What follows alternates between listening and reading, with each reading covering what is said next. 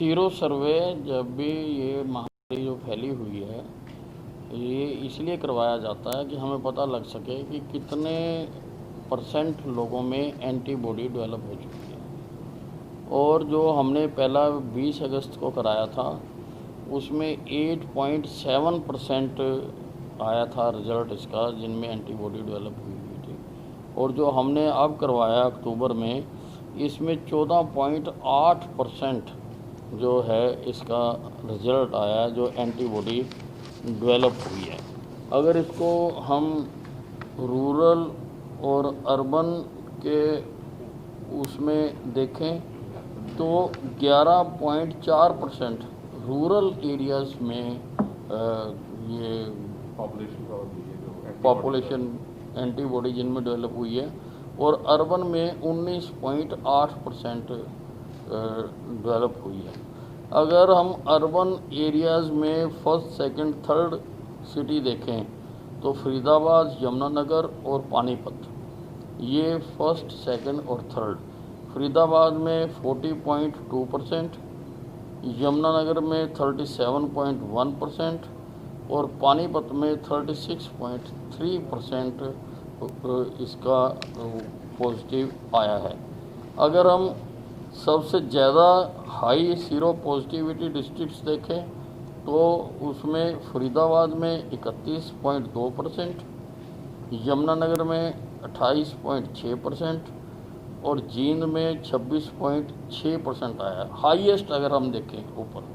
और अगर लोएस्ट देखें कि सबसे कम किस में है तो भिवानी में 3.1% है, पलवल में 5.5% है और सिरसा में 7.5% है। अगर हम मिनिमम देखें जो पॉजिटिविटी ये सीरो सर्वे में आई है, इसमें लगभग जो पिछला हमारा सर्वे हुआ था उसमें 18,500 पिछले में कवर किए गए थे, और इसमें सैंपल लिए हैं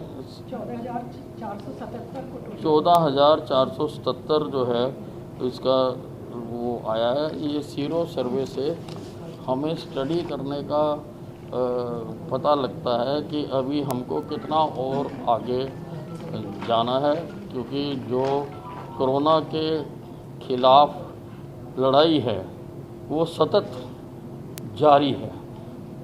अभी ये किसी स्टेज तक नहीं पहुंची है।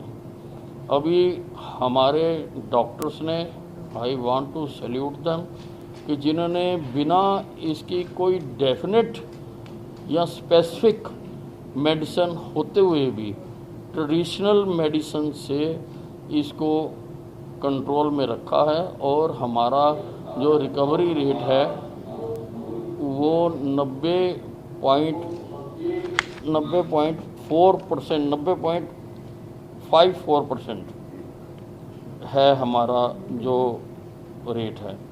और जो मृत्यु 91.46%, और जो मृत्यु दर है वो 1.54% पे कंट्रोल करने पे 1.06 पे हम कंट्रोल करने में कामयाब रहे हैं। और कल हमने जो हमारी हरियाणा मेडिकल काउंसिल है उसके माध्यम से हमने कल जितने कोरोना वॉरियर्स हैं, हेल्थ के डॉक्टर्स हैं उनका, क्योंकि जो हरियाणा मेडिकल काउंसिल है वो डॉक्टर से ही संबंधित है, कल हमने अम्बाला में उनको सबको सम्मानित किया था। और जो वॉरियर्स जिन्होंने अपनी जान खो दी इसमें, जहाँ जो शहीद हो गए, उनके परिवार वालों को भी हमने रिकॉग्नाइज़ किया था कि ये इनके परिवार वाले हैं।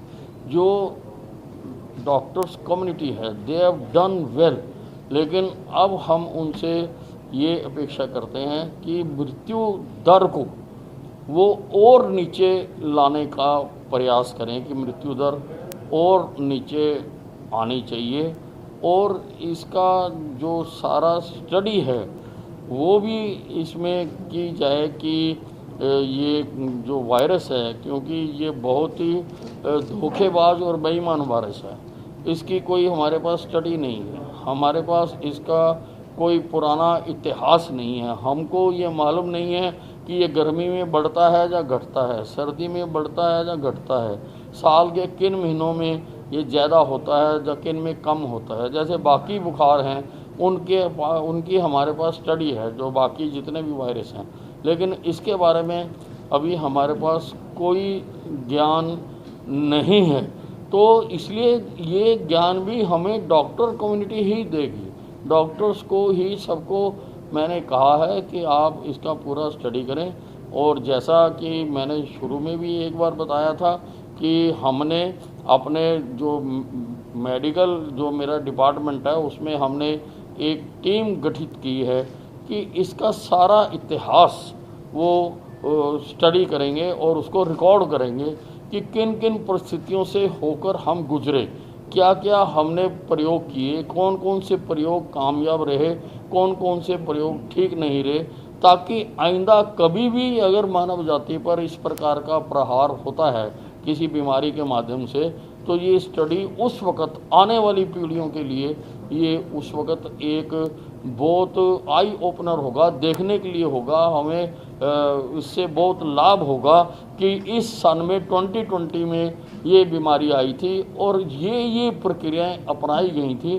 जैसा अब हमने बनाया है, आइसोलेशन सेंटर बनाए हैं, हमने कोविड केयर सेंटर बनाए हैं, हमने आईसीयू बनाए हैं, हमने सब जगह पर वेंटिलेटर्स हमने लगाए हैं। जो प्रयास हमने अब किए हैं ताकि 100 साल बाद, 200 साल बाद, 1000 साल बाद अगर ऐसी कोई बीमारी आती है तो जो स्टडी अब की हुई होगी उस वक़्त की पीढ़ी को उससे लाभ होगा, वो हमने करने के लिए कहा है। और एक बार मैं जो हमारे डॉक्टर्स हैं, मैं I have every appreciation for the doctors and back office team also. They have spent many sleepless nights in providing the infrastructure and medicines to the doctors. They have done. देश विदेश की तमाम खबरों से जुड़े रहने के लिए सब्सक्राइब करें सच कहूं और बेल आइकन प्रेस करके पाएं हर लेटेस्ट अपडेट सबसे पहले।